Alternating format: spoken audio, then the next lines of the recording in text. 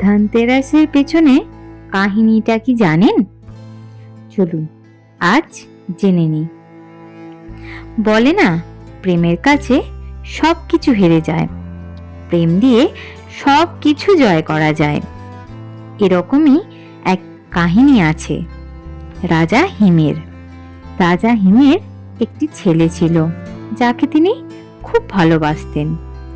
কিন্তু রাজা হিমের ছেলের 16 বছরের জন্মদিনের দিন তিনি ছেলেটির জন্মকুণ্ডলী বানান।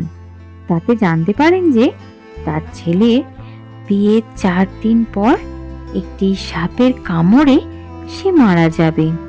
রাজা খুব চিন্তিত ছিলেন। দেখতে দেখতে দিন চলে যেতে লাগলো, আর রাজার ছেলের বিয়েও ঠিক হয়ে গেল।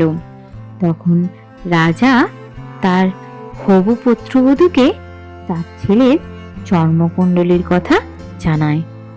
তখন রাজকুমারী ঠিক করেন তাদের বিয়ের 4 দিনের দিন তাদের ঘরের বাইরে অনেক গহনা, হিরে, জহরত রেখে দেবেন, আর রাজকুমারকে সেই দিন ভালো ভালো গল্প বলে শোনাবেন যাতে রাজকুমার ঘুমিয়ে না পড়েন।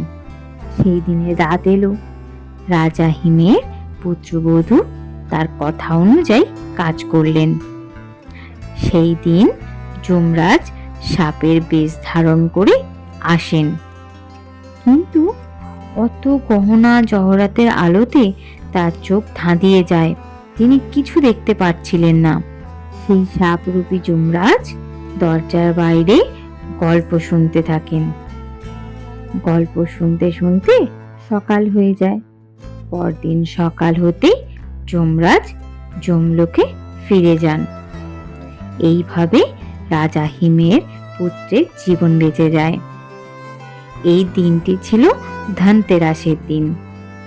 তাই এই দিন প্রতি ঘরে ঘরে প্রদীপ জ্বালানো হয় এবং এই দিনে গহনাও অনেকে কেনেন।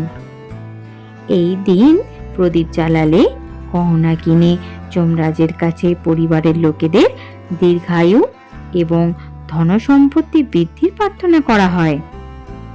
জয় শ্রীকৃষ্ণ, জয় রাধারানীর জয়, জয় জগন্নাথ। ভিডিওটি ভালো লাগলে লাইক, শেয়ার এবং সাবস্ক্রাইব অবশ্যই করবেন।